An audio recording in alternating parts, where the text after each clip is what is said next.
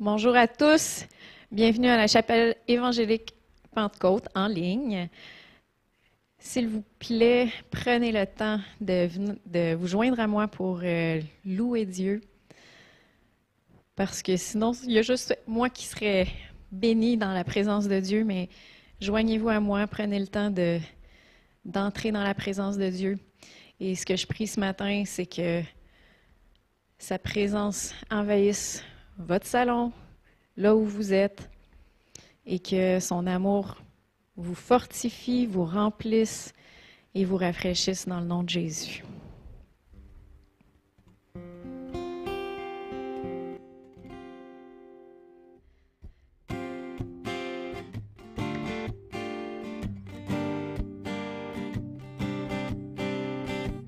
Je veux te louer, toi qui m'as aimé.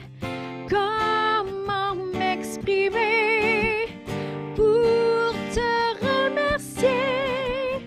Tu as rempli ma vie de joie et d'harmonie. Oh, merci.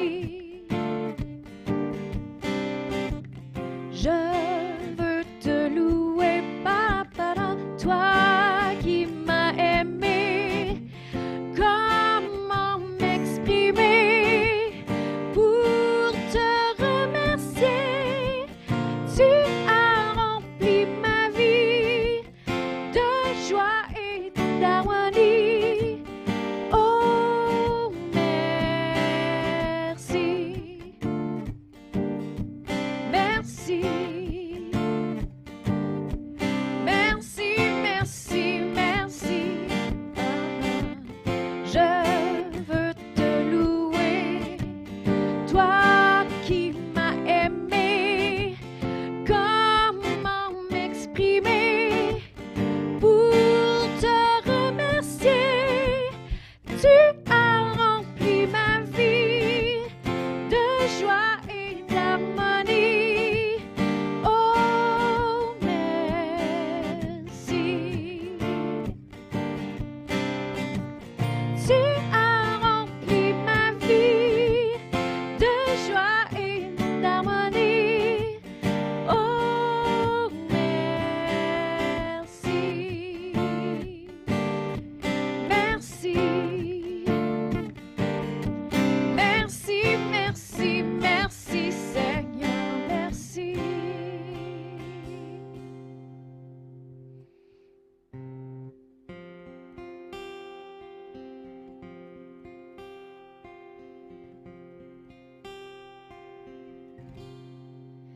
Merci, nous te disons merci, merci de tout notre cœur, merci, car tu as donné Jésus-Christ, son Fils.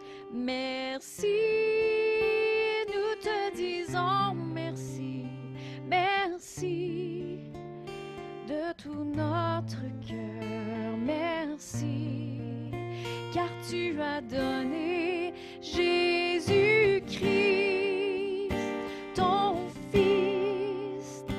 Maintenant que le faible dise je suis fort, que le pauvre dise je suis riche, car le Seigneur a tout accompli pour nous.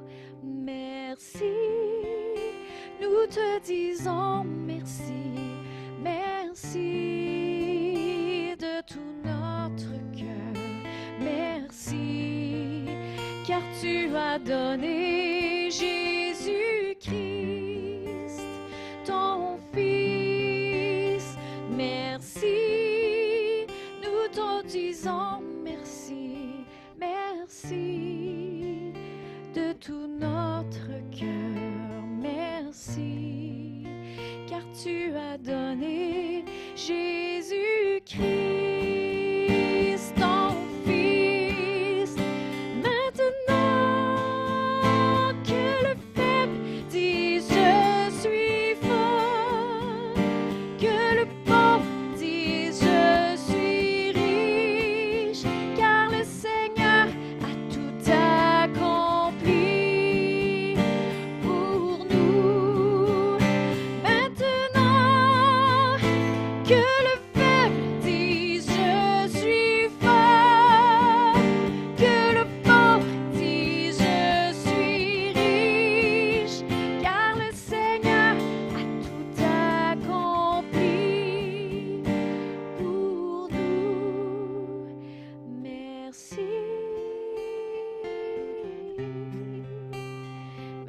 Merci,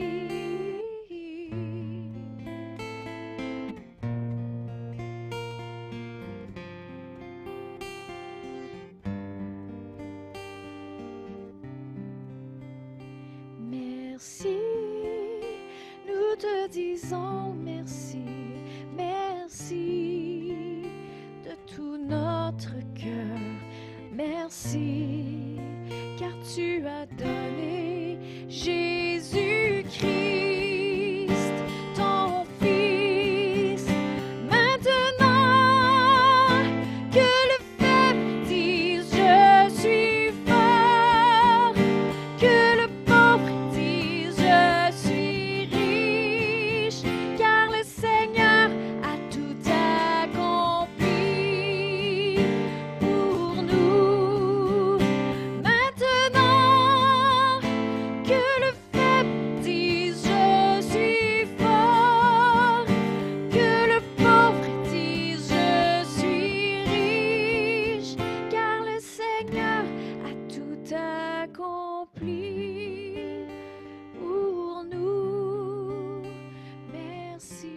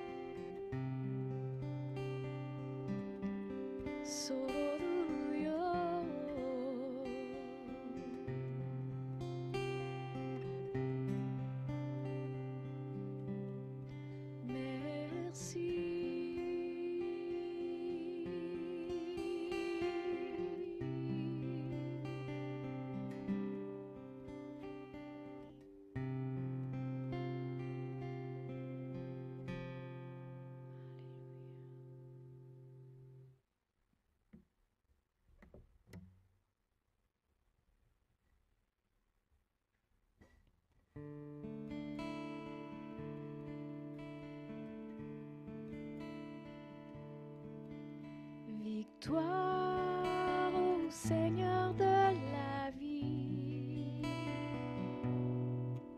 victoire au Dieu de l'infini, victoire au nom de Jésus-Christ, victoire pour le Saint-Esprit. Le règne est pour le Tout-Puissant. Le règne pour lui dans tous les temps. Car l'agneau a donné son sang, qui crie victoire dès maintenant. Victoire au Seigneur de la vie, victoire au Dieu de l'infini, victoire au nom de Jésus-Christ, victoire pour le Saint-Esprit.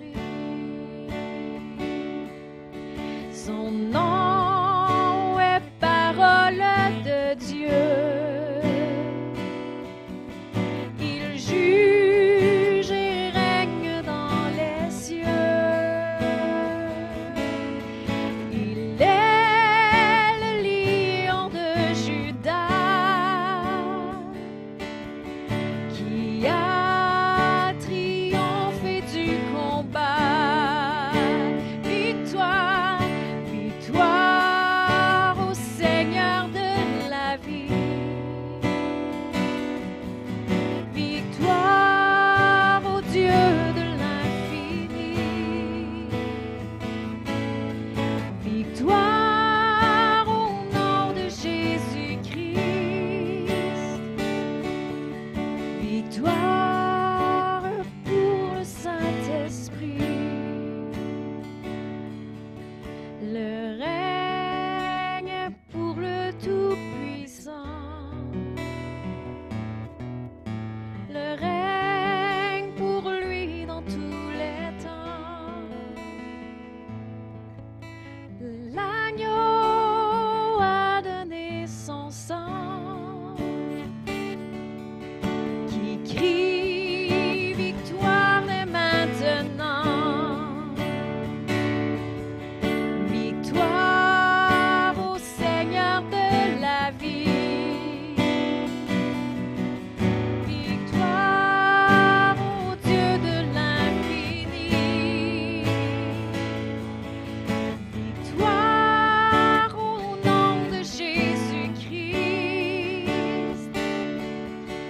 Victoire pour le Saint-Esprit. Victoire au nom de Jésus-Christ. Victoire pour le Saint-Esprit.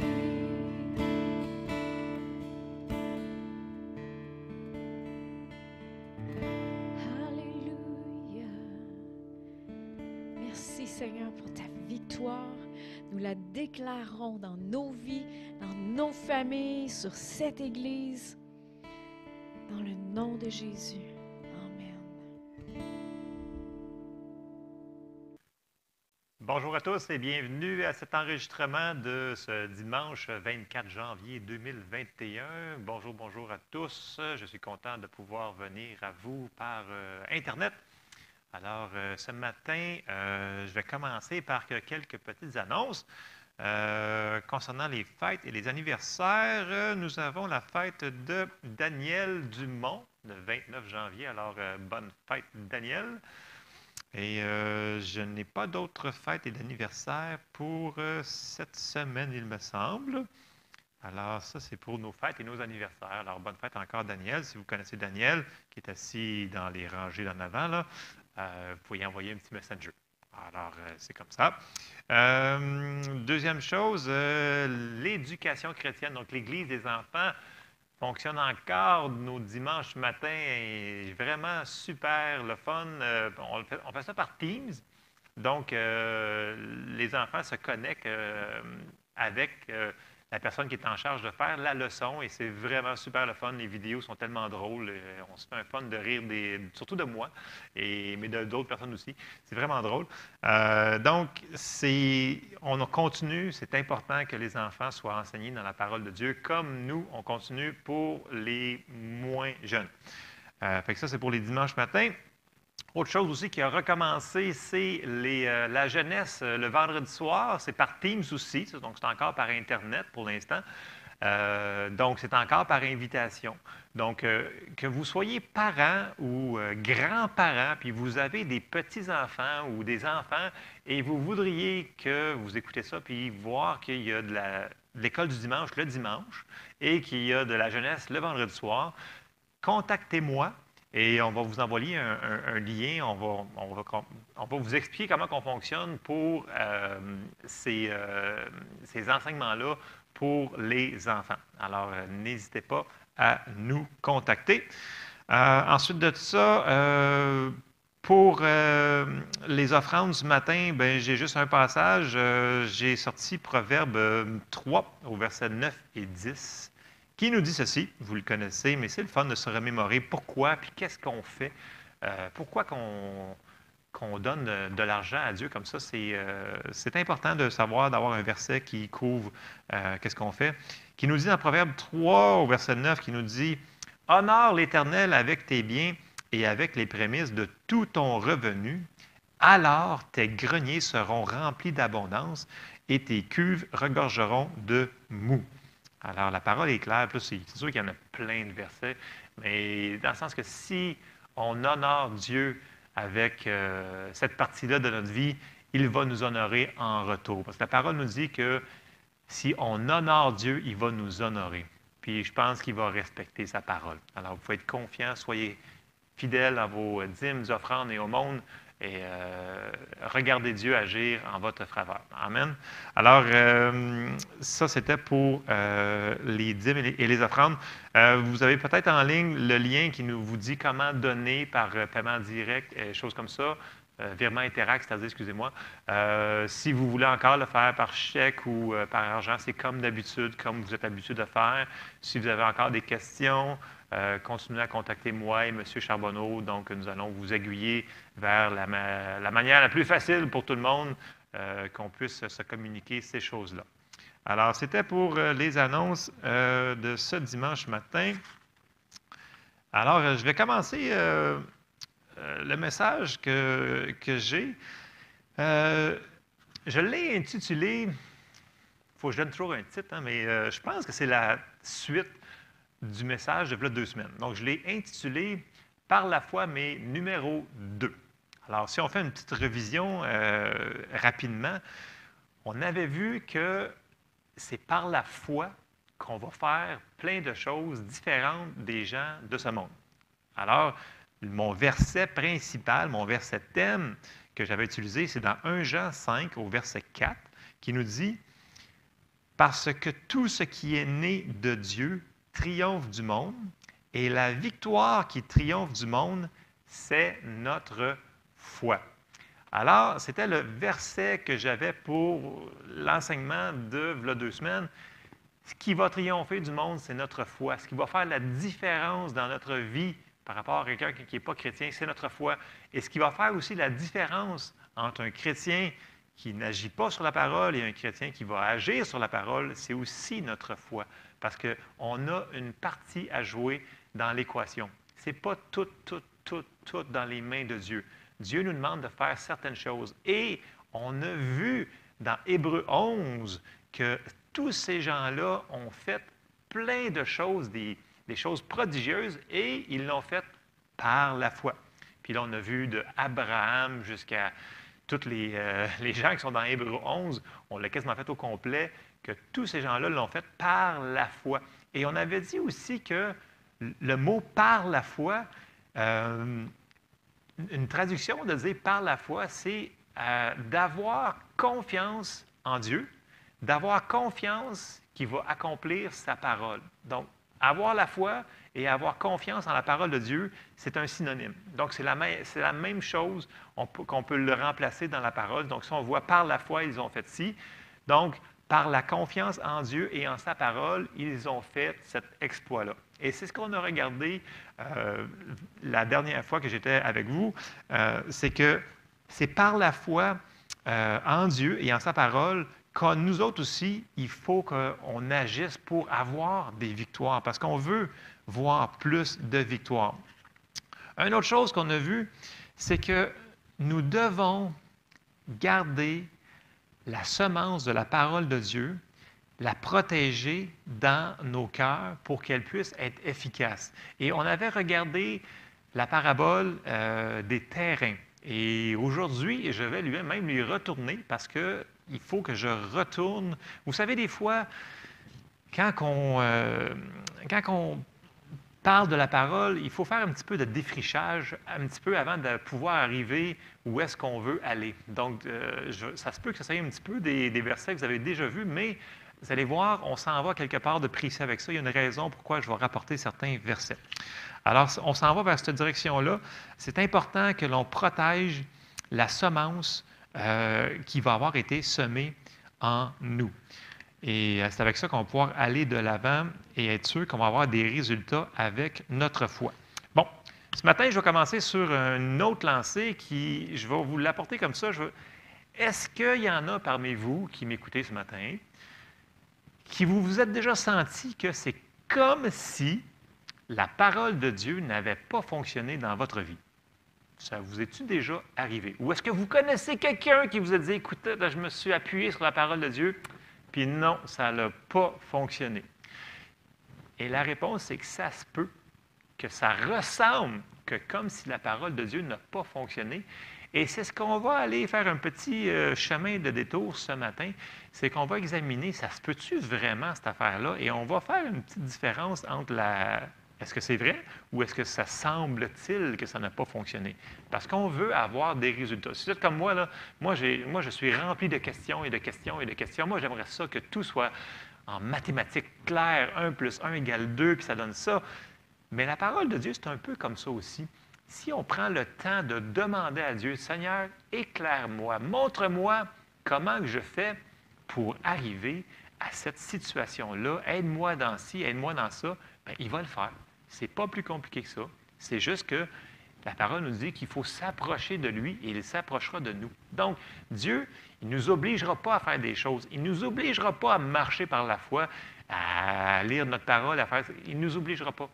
Il va nous suggérer fortement, et ce que je vous suggère fortement de faire ça, mais Dieu ne s'imposera pas sur nous autres. Alors, c'est une petite parenthèse avant que je commence dans mes versets. Premier endroit qu'on va aller, c'est on va mettre un principe de base pour être sûr que tout le monde, on est sur la même page. Ça se retrouve dans plusieurs endroits, mais j'ai juste sorti un passage pour l'intégrité de la parole de Dieu. Et ça, je l'ai pris dans Ésaïe 55 au verset 10 et 11. Passage que vous connaissez quand même assez bien, qui nous dit,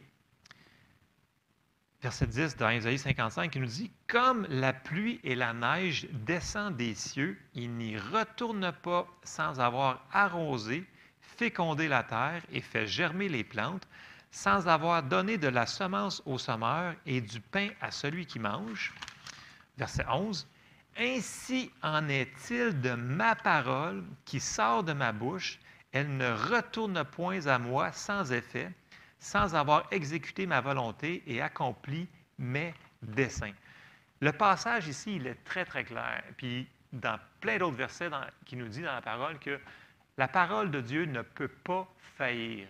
Dieu, il a créé tout ce qu'on voit avec sa parole. Il a dit que la lumière fut, et la lumière, il l'a dit et ça l'a été. Donc, tout ce qu'il a dit, ça l'arrive.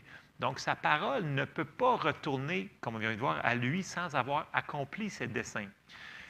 Ça, c'est la parole de Dieu en tant que telle. Donc, on voit que la parole en tant que telle n'a aucun défaut et Dieu non plus, il n'y a aucun défaut. Ça, c'est des bases qu'il faut qu'on remette. Le problème n'est jamais avec Dieu. Et le problème n'est pas non plus avec sa parole. Fait qu'il reste une option.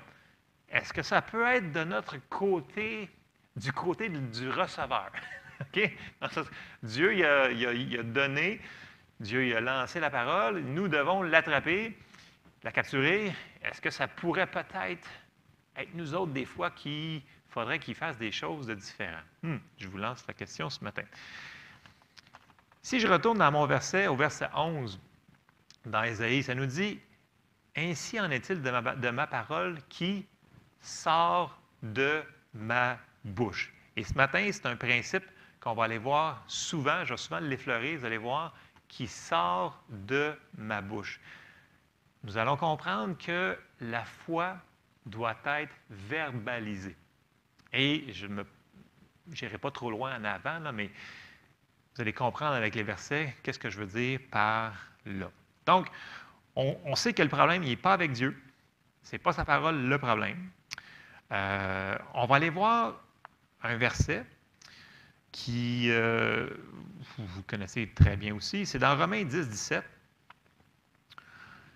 Et ça nous dit, « Ainsi, la foi vient de ce qu'on entend, et ce qu'on entend vient de la parole de Dieu. » Je sais que vous le connaissez par cœur. Donc, la foi, notre foi en tant que telle, notre confiance en Dieu, en la parole, va venir en entendant et en entendant la parole de Dieu.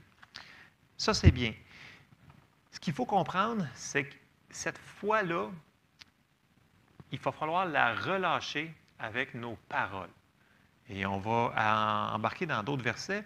Et le verset thème que je vais utiliser, le passage thème que je vais utiliser, se trouve dans Romains pour ce matin.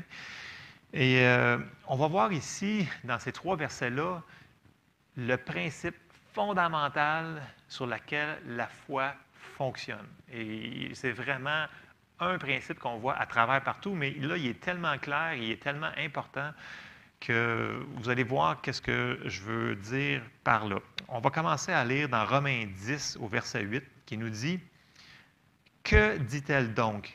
La parole est près de toi, dans ta bouche et dans ton cœur. Or, c'est la parole de foi que nous prêchons. » Je vais lire tout de suite le verset 9 et 10. Là. Verset 9.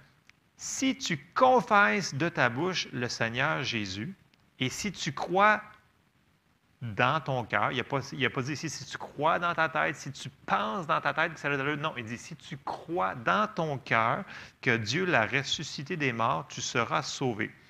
Car c'est en croyant du cœur qu'on parvient à la justice et c'est en confessant de la bouche qu'on parvient au salut selon ce que dit l'Écriture. Bon, là, on a vu ici bouche, cœur, donc de la bouche et du cœur. Il y a une connexion entre ces deux-là. Mais on ne peut pas parler de la bouche sans que ce soit été mis dans le cœur avant. Et des fois, c'est peut-être ce qu'on peut faire comme erreur, c'est de dire des choses sans l'avoir vraiment enraciné dans nos cœurs. Et c'est là qu'il peut peut-être y avoir une petite faille ou une petite divergence entre la parole de Dieu et la manière qu'on opère dans la parole de Dieu. Parce que nous devons diviser droitement la parole de Dieu. Nous devons l'utiliser comme une arme. Et d'où l'importance, j'ai sorti un verset ce matin que je vais vous encourager à faire de plus en plus dans les semaines à venir. Jésus nous avait dit dans Matthieu 4,4, il avait dit, Jésus répondit, il est écrit, « L'homme ne vivra pas de pain seulement, mais de toute parole qui sort de la bouche de Dieu. » Donc, Jésus vous savez, dans la Bible, il y a beaucoup, beaucoup d'analogies entre un corps physique et un corps spirituel. Tout ce qui est physique, Jésus donnait des exemples de choses dans le naturel qui étaient simples pour lui, pour que les gens puissent comprendre, et il comparait ça au royaume de Dieu. Donc, ici, on voit la même chose. Il dit, si tu veux nourrir ton corps, bien, tu prends de la nourriture physique et tu nourris ton corps. Notre homme spirituel, notre esprit, il a besoin de nourriture. Et quand il dit, il est écrit, l'homme ne vivra pas de pain seulement, ça veut dire que tu ne peux pas juste nourrir ton corps physique. Si tu ne nourris pas ton esprit, ton corps spirituel, tu ne seras pas en capacité de faire les choses que nous devons faire pour nous battre dans cette vie et vivre une vie de chrétien victorieuse. Et oui, c'est comme ça. Nous devons nous entretenir, nous devons nourrir notre esprit par la parole de Dieu. Donc, à tous les gens qui ont déjà des plans de lecture, je ne sais pas, il y en a qui m'ont montré des plans sur plein de petits logiciels sur leur téléphone ou que ce soit dans votre Bible, je vous encourage à lire minimum une partie de chapitre à chaque jour, au moins une partie. Si vous en lisez 12 plus un enseignement, c'est excellent. Mais on devrait toujours continuer à rentrer de la parole et rentrer de la parole pour qu'on puisse être fort spirituellement. C'est très important parce que nous devons nourrir notre homme spirituel, donc notre esprit, qui est interchangeable avec le mot « cœur » qu'on va voir ici dans la parole de Dieu. Donc, il va y avoir une différence entre la parole qui est plantée dans nos cœurs et, comme j'avais dit tantôt, une genre de raisonnement mental.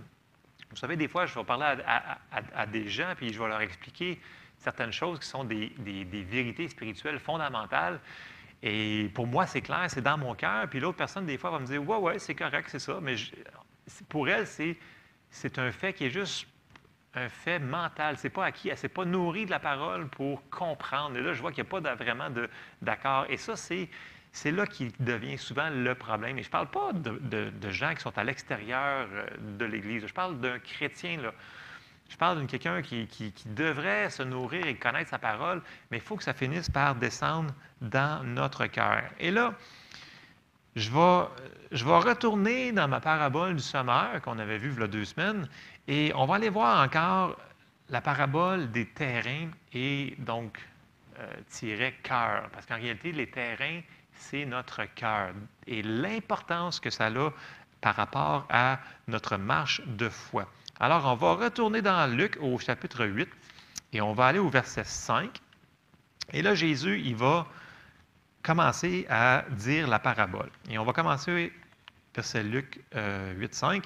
« Un semeur sortit pour semer sa semence. Comme il semait, une partie de la semence tomba le long du chemin.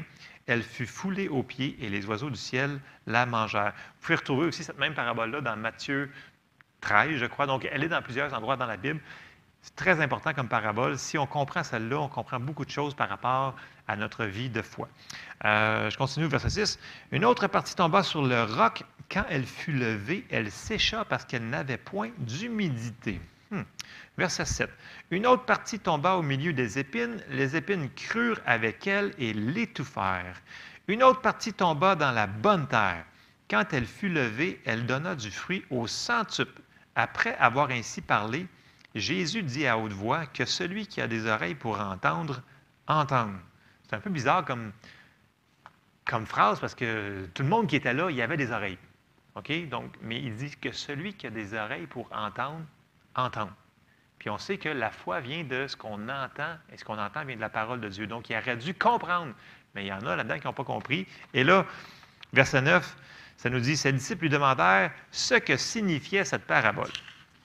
Et là, Jésus, il est super gentil, il leur explique la parabole. Il dit au verset 10, il répondit, « Il vous a été donné de connaître les mystères du royaume de Dieu, mais pour les autres, cela leur est dit en parabole, afin qu'en voyant, ils ne voient point, et qu'en entendant, ils ne comprennent point. » Ici, il y a un rapport avec la faim et la soif d'entendre la parole de Dieu. Quand on veut l'entendre, la parole, quand on veut connaître, on va la comprendre. Le Seigneur va nous la révéler. Si la personne ne veut pas, ça va juste rebondir sur ses oreilles et ça ne rentrera pas dans son cœur. Et là, ici, au verset 11, Jésus nous explique c'est quoi cette parabole-là. Okay? Donc, c'est Jésus qui nous dit qu'est-ce que ça veut dire. Voici ce que signifie cette parabole. La semence, c'est la parole de Dieu. Et là, j'arrête. On a vu tantôt que la semence, la parole de Dieu, elle est incorruptible, elle ne peut pas faillir et elle ne retourne point à Dieu sans avoir accompli sa volonté et fait ce qu'elle a été faite pour faire. Comme dans Ésaïe que j'ai lu tantôt, je m'excuse, je ne m'en souviens plus par cœur. Là. Donc, selon les Écritures, ça dit qu'elle ne devrait pas revenir à lui sans avoir fait son effet. Mais là, on va aller voir que dans 4 terrains, il y en a juste 3 que la parole va produire quelque chose. Alors, le problème n'est pas avec la semence, ce n'est pas la parole de Dieu le problème, c'est les terrains. Donc, les terrains ici, c'est les cœurs des gens. Et ça revient à nos cœurs, à nous autres. Qu'est-ce qu'on fait avec nos cœurs? Qu'est-ce qu'on laisse rentrer dedans et qu'est-ce qu'on laisse faire étouffer ou qu'est-ce qu'on remplace dans nos cœurs? Et là, je vais continuer au verset 12. Alors, il va commencer par le premier cœur, le premier terrain. Ceux qui sont le long du chemin, ce sont ceux qui entendent, puis le diable vient et enlève de leur cœur la parole, de peur qu'ils ne croient et soient sauvés. L'ennemi sait que la parole produit dans un cœur qui le reçoit. Donc, il ne veut absolument pas qu'on vive dans la victoire, donc il va venir et pouvoir l'enlever. Ça dépend du cœur. Verset 13. Ceux qui sont sur le roc, ce sont ceux qui, lorsqu'ils entendent la parole, la reçoivent avec joie, mais ils n'ont point de racines. Ils croient pour un temps et ils succombent au moment de la tentation. Encore là, le problème n'est pas avec la semence. Ce n'est pas la semence qui fait un échec. Verset 14, troisième terrain. Ce qui est tombé parmi les épines, ce sont ceux qui, ayant entendu la parole, s'en vont et la laissent étouffer. On l'a vu la dernière fois, premièrement, par les soucis. Ensuite, les richesses et les plaisirs de la vie, et ils ne portent point de fruits qui viennent à maturité. Et là, on arrive au verset 15, qui est notre terrain, qui va donner du fruit. Et qu'est-ce que ça dit? Ce qui est tombé dans la bonne terre, ce sont ceux qui, ayant entendu la parole avec un cœur honnête et bon, la retiennent et portent du fruit avec persévérance. Dans la bonne terre, qui a eu des résultats, ça dit que cette terre-là est appelée un cœur honnête et bon. Donc, un cœur qui voulait la recevoir et voulait voir du fruit dedans. OK? Ça, c'est super important. Donc, on voit la même parole, la même semence incorruptible, 4 terrains différents, 4 cœurs différents, mais le seul qui a porté, c'est le cœur honnête et bon, porte du fruit. Et dans Proverbe 4, 23, il nous est dit, d'une manière assez claire, qui nous dit « Garde ton cœur plus que toute autre chose, car de lui viennent les sources de la vie. » Ce qu'on va laisser rentrer dans notre cœur va faire la différence entre la vie et la mort. C'est ce que la parole de Dieu nous dit. J'ai juste sorti Proverbe pour celui-là, là, mais ce qu'on va laisser rentrer dans notre cœur est tellement important. Ce qu'on va laisser germer dans notre cœur. Est-ce qu'on laisse germer des offenses? Est-ce qu'on laisse germer des choses qui ne devraient pas être là. Il faut, à un moment donné, on va faire un petit diagnostic dans pas longtemps là, sur notre cœur. En passant, on essaie de diagnostiquer nous autres, OK? Pas les autres personnes. OK? Je pense qu'on a assez de s'occuper de nous autres. Les autres personnes, on les laisse s'occuper par Dieu. OK? Petite parenthèse. Bon. Ici, là, dans la parole, si on continue dans Luc, vous allez voir que la Bible nous donne un petit truc pour savoir si notre cœur il est en bon, quel genre de semence, de terre qu'on est rendu dans notre cœur. Et c'est un peu comme faire un diagnostic sur n'importe quel appareil, sur un automobile. Il y a des outils pour faire des diagnostics. Mais l'outil pour faire des diagnostics, on le retrouve ici dans Luc, au chapitre 6, au verset 43. Vous allez me dire, dans un diagnostic, qu'est-ce que vous voulez? Oui, vous allez voir. Verset 43, ça nous dit, « Ce n'est pas un bon arbre qui porte du mauvais fruit, ni un mauvais arbre qui porte du bon fruit. Car chaque arbre se connaît à son fruit. On ne cueille pas des figues sur des épines, et l'on ne vendange pas des raisins sur des ronces. » Verset 45. « L'homme bon tire de bonnes choses du bon trésor de son cœur. Et le méchant tire de mauvaises choses de son mauvais trésor. » Et là, voici ce que je voulais emmener, car c'est de l'abondance du cœur que la bouche parle. Vous voulez savoir si ce qui est en dedans de vous, si c'est super correct? Bien, regardez-vous quand il y a une situation quelconque qui arrive, quelles sont les premières paroles qui sortent de votre bouche? C'est-tu juste du chiolage? C'est-tu juste du « Ah, pauvre le petit moi, je vais passer en dessous et je n'y arriverai jamais, je ne serai jamais guéri, je ne serai jamais ci, jamais ça. » Qu'est-ce qui sort de votre bouche lorsqu'il y a une situation? Dans le sens qu'il dit que de l'homme bon, il va y avoir de bonnes choses qui vont sortir de son bon trésor, puis l'homme mauvais, de mauvaises choses. On peut laisser rentrer des choses mauvaises, mais on peut aussi les enlever. C'est notre décision à nous autres. Et c'est un peu un checklist, un diagnostic pour vérifier, voir si notre cœur est bien préparé, bien disposé à recevoir la parole de Dieu. Et c'est super important parce que notre foi va être appuyée sur ce qui est rentré dans notre cœur. Vous allez voir tout se complète là-dedans. Donc, c'est important que ce qui va sortir de notre bouche, donc ce qui est dans notre cœur, soit en ligne, donc en accord avec la parole de Dieu. Si ce qui sort de votre bouche régulièrement va être « OK, il est arrivé une situation, mais le Seigneur prend soin de moi. Je ne sais pas comment, mais il va prendre soin de moi. » Oups! Vous venez de tomber en ligne avec la parole de Dieu. Vous venez de tomber du côté de Dieu. Donc, votre terrain il est productif pour que la parole de Dieu qui va rentrer en vous puisse porter du fruit. Si c'est l'inverse, bien, vos paroles, ils rendent compte les paroles de Dieu. Et là, ça les rend inefficaces ou on va créer un délai inutile dans l'accomplissement des promesses qu'on veut voir dans nos vies. Et ça, des fois, on ne veut pas l'entendre parce qu'on dit non, non, non, non, c'est pas de ma faute, je n'ai rien à faire là-dedans. Mais malheureusement, j'aime vous dire que oui, on a quelque chose à faire là-dedans. C'est nous qui devons entretenir nos cœurs. Donc, tout ce qu'on va laisser rentrer par nos yeux, nos oreilles, va finir dans notre cœur. Donc, d'où ça nous dit « garde ton cœur plus que toute autre chose ». Puis il nous dit sur quoi mettre nos yeux et nos oreilles. Si on pense à longueur de journée sur des patentes qui n'ont pas d'affaire d'être là, ça va finir dans notre cœur. Et si c'est contraire à la parole de Dieu, ça va empêcher la parole de Dieu de germer dans nos cœurs. Et ça, on ne veut pas. On ne veut vraiment, vraiment, vraiment pas.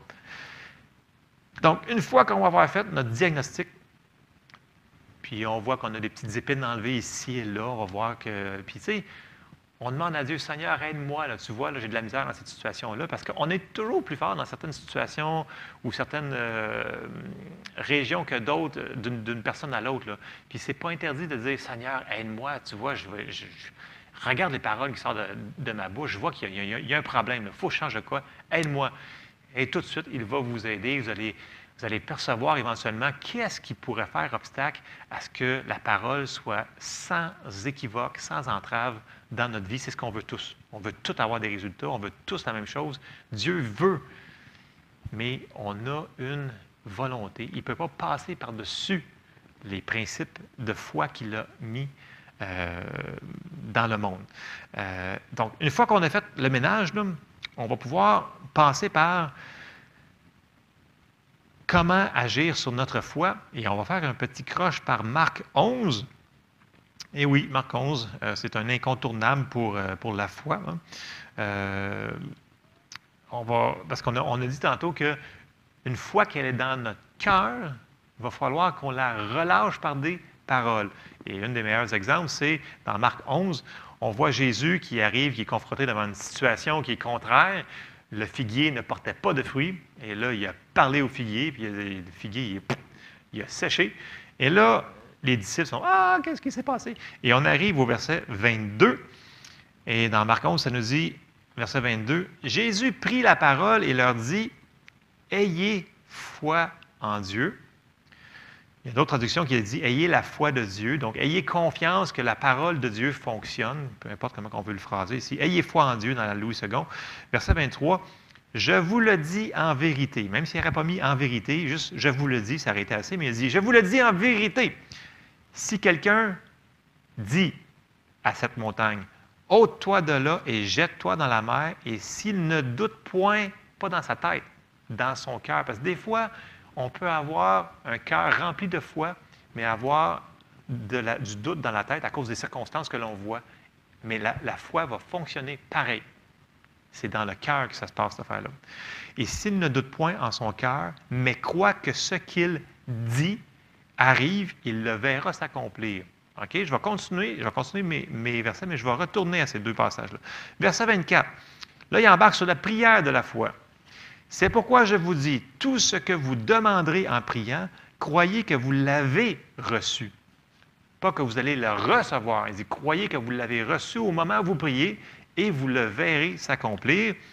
Et là, il dit, il fait un petit checklist au niveau du cœur encore. Il dit, lorsque vous êtes debout faisant votre prière, si vous avez quelque chose contre quelqu'un, pardonnez afin que votre Père qui est dans les cieux vous pardonne aussi vos offenses.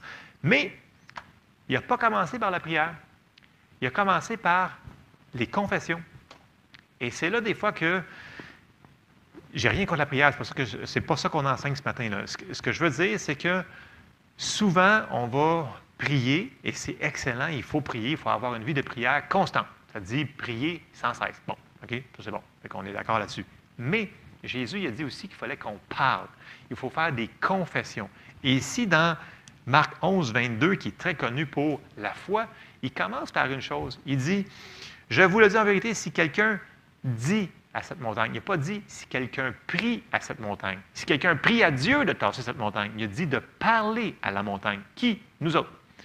Puis après ça, il disait, ôte-toi de là, jette-toi dans la mer, et s'il ne doute point en son cœur, on revient à notre cœur encore une fois, mais croit que ce qu'il dit arrive, il le verra s'accomplir. Donc, on le connaît quand même assez bien, ce passage-là, et on fait souvent allusion à la prière de la foi, ce qui est excellent. Il faut s'en servir, sinon il va nous manquer plein de choses dans notre vie. Nous devons nous servir de la prière de la foi. La prière de la foi est plus agressive qu'une prière de consécration, parce qu'il y a beaucoup de prières. Les gens me disent, ouais, mais Jésus avait dit dans le jardin, Seigneur, si c'est ta volonté que cette coupe, c'est l'eau. Oui, mais c'était une prière de consécration. C'est le seul endroit qui a dit ça. OK? Si c'est ta volonté. OK? Ce n'est pas comme ça qu'il nous a enseigné à prier dans les autres choses. Dans la prière de la foi, on a déjà fait des études sur les différents types de prières. La prière de la foi, c'est une prière qui le prend. Donc, elle le prend, elle se l'accapare. J'ai prié. Il faut s'appuyer sur un verset, savoir ce que Dieu nous a pourvu, et on croit que Dieu nous l'a donné. Ça, c'est la prière de la foi. Mais il faut aussi comprendre que Dieu, ici, nous parle d'autorité. Jésus nous a donné beaucoup d'autorité. Est-ce qu'on s'en sert? Pas tout le temps. Et je pointe vers moi, là. OK, je pointe vers moi. Il nous dit que nous autres, on peut dire des choses. Vous comprenez que quand on parle à une circonstance, c'est nous autres qui parlons à la circonstance, et la circonstance devrait nous obéir. Si la foi est dans notre cœur,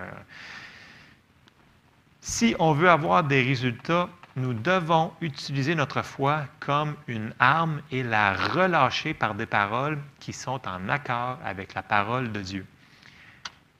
il y a 2 semaines, j'ai fait la référence avec, dans Éphésiens, dans nos armes qu'on a en tant que croyants, le bouclier, puis toutes ces choses-là.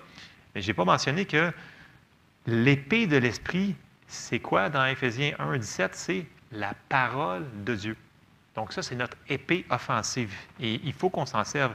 Et là, je vous ramène dans notre texte de Romains 10. Ça nous dit quoi encore?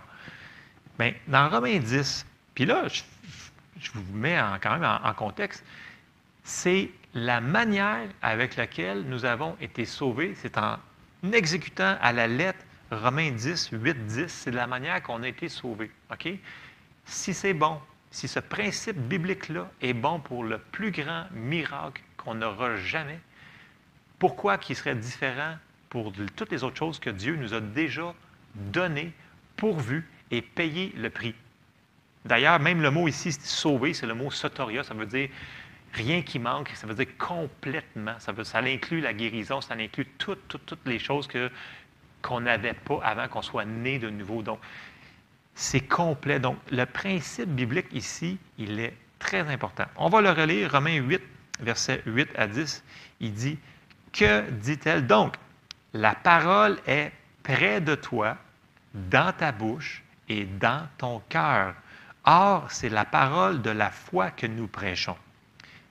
Si tu confesses de ta bouche le Seigneur Jésus, et si tu crois dans ton cœur que Dieu l'a ressuscité des morts, tu seras sauvé. Car c'est en croyant du cœur qu'on parvient à la justice, et c'est en confessant de la bouche qu'on parvient au salut, selon ce que dit l'Écriture. » Mais là, on pourrait en rajouter. OK?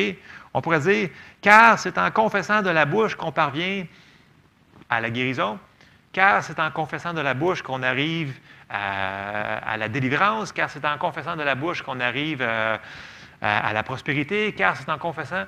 Qu'est-ce que vous avez de besoin dans votre vie aujourd'hui?